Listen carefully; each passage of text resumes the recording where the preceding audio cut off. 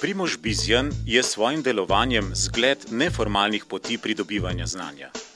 Je izrazit samouk, izdeluje loke za poznavalce, vodi pevski zbor, že 14 let vodi gozdovniško skupino, je pevec, slikar, pisec proze in poezije. Naš Primož ni zavkalup. On mora biti svoboden. Mislim, da se počuti svoboden. Ker to je pač ena pot, ki je malo drugačna kot drugi. On je ustvarjalen tip in on lahko zdaj dela tisto, kar želi, pač ustvarjati. Vsakemu človeku se zna res približati, poslušati. Bom rekla, da nikoli ne obsoja nikogar človeka, zmeraj ga nekako sprejema takega, kot je. Kot otrok je čutil se nekaj posebnega. Čutil je, da ga nekako šole bremenijo in je samo sledil svoji poti, njegovi želji, da bi se res ukvarjal sam z naravo.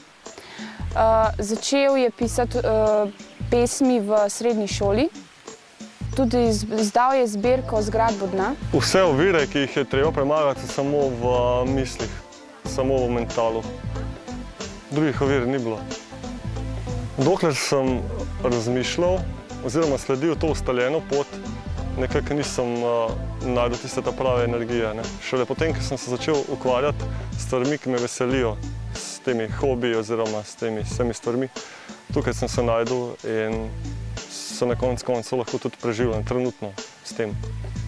Vsakmu, ki me hoče poslušati, predvsem pa mojim gozdovnikom, poskušam predstaviti to vedenje, da smo vsi pravzaprav eno življenje, da smo vsi enako vredni in da je človek samo najmlajši otrok tega spleta.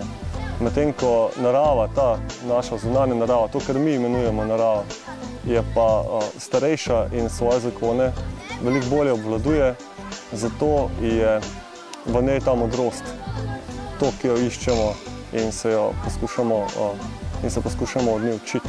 Zdaj vidim, da je prav si izbral in prav se mi zdi, da nismo tišali, da smo mu pustili svobodo.